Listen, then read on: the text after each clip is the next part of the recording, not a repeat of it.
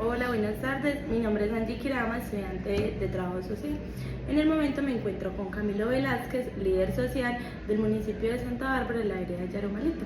Entonces, en este preciso momento vamos a tener en cuenta temas muy importantes que son sobre la deserción escolar. Entonces, Camilo, bienvenido a esta entrevista. Cuéntame cómo estás el día de hoy. Muchas gracias, Angie. Bueno, buen día para todos. En estos momentos vamos a profundizar un poco acerca de cómo se ha llevado a cabo durante los últimos años el tema de deserción escolar en zonas rurales. Entonces, gracias por la invitación y en lo que le pueda servir. Claro que sí, muchas gracias por aceptar la invitación. Entonces te voy a hacer un par de preguntas. ¿Cuáles crees que son las principales causas de la deserción escolar en las zonas rurales? Bueno, como principales causas, en general, porque las causas varían de acuerdo a los contextos, necesidades que tienen las diferentes comunidades, en unas más que otras, pero en general, una de las principales causas es el acceso, el transporte y las vías que tienen las zonas rurales para llegar o acceder a una educación. Entonces, si bien sabemos que tenemos unas escuelas para legalizar los temas rurales, en la educación rural, las vías y el acceso del transporte a estas zonas, a las escuelas rurales, son muy limitadas, son difíciles y en muchas veces no las hay. Entonces, digamos que los estudiantes tienen que hacer sus diferentes maniobras para emprender unas rutas de difícil acceso a los puntos centrales como tal. Esa puede ser una. Otra de las deserción escolar es la necesidad de trabajar. Digamos que en las zonas rurales la necesidad, y si bien sabemos que en los últimos años la pobreza ha aumentado y la deserción en las zonas rurales ha aumentado, es debido también a eso, a la falta de educación, porque entonces hay una necesidad que prioriza una alimentación, una vivienda, otras necesidades básicas de los derechos humanos que puede estar descartando la educación. Esa puede ser otra de las causas principales sobre la deserción escolar, entre muchas otras, que son muchísimas, pero digamos que en general pueden ser esas. Ok, ¿cómo estaría afectando la deserción escolar al desarrollo de las comunidades? Yo creo que la educación es la base central de una comunidad. Cuando una persona tiene el acceso a la educación, hay que tener muy en cuenta de que no se le está negando. En Colombia a nadie se le niega el derecho a la educación, pero si hay, digamos, unas limitaciones y hay unas causas en las que dice tales personas, tales comunidades no pueden tener ese acceso a la educación porque son carentes de otras funciones, de otras limitaciones en sus contextos por comunidades.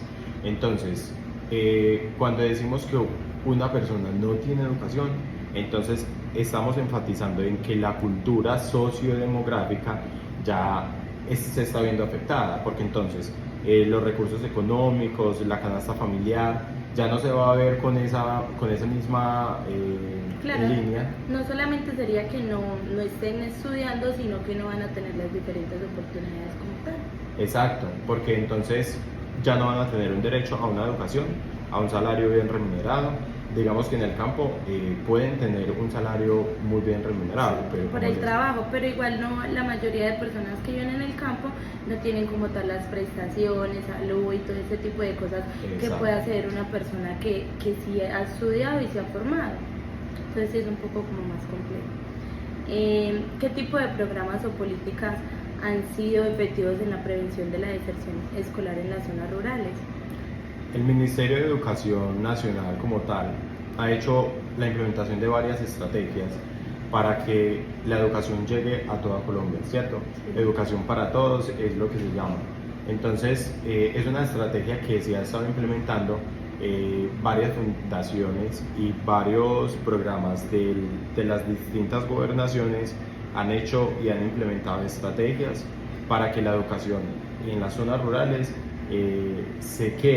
que sea permanente, porque muchas veces también han habido escuelas que han tenido que cerrar porque la deserción escolar ha sido brutalmente atacada y se ha ido aumentando durante los últimos años. Incluso, Esteban, hay en veredas, por ejemplo en Yarumalito, había como tal un tipo de educación que se llamaba Coredi, no sé si de pronto lo has escuchado, en el cual los estudiantes solamente estudiaban 2 veces a la semana y ya con eso tenían como todas las clases de la semana para evitar todo este tipo de problemas.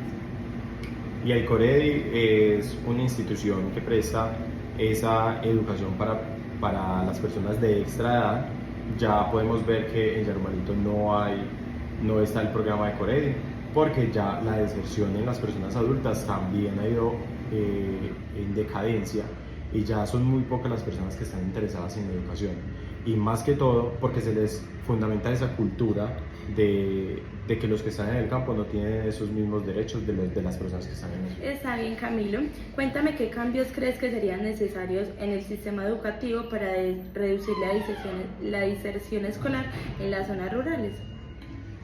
Yo creo que más que estrategias o la implementación de proyectos educativos escolares, se tiene que hacer una sensibilización y desde las mismas entidades, las mismas directrices de los gobiernos como tal, tienen que ser conscientes y sensibilizar a las comunidades, pero principalmente sensibilizarse en ellos para llegar a sus puntos de difícil acceso, para que tengan una vivencia de los pocos recursos con los que cuentan estas personas, recursos que son muy limitados a la hora de acceder a una educación de calidad.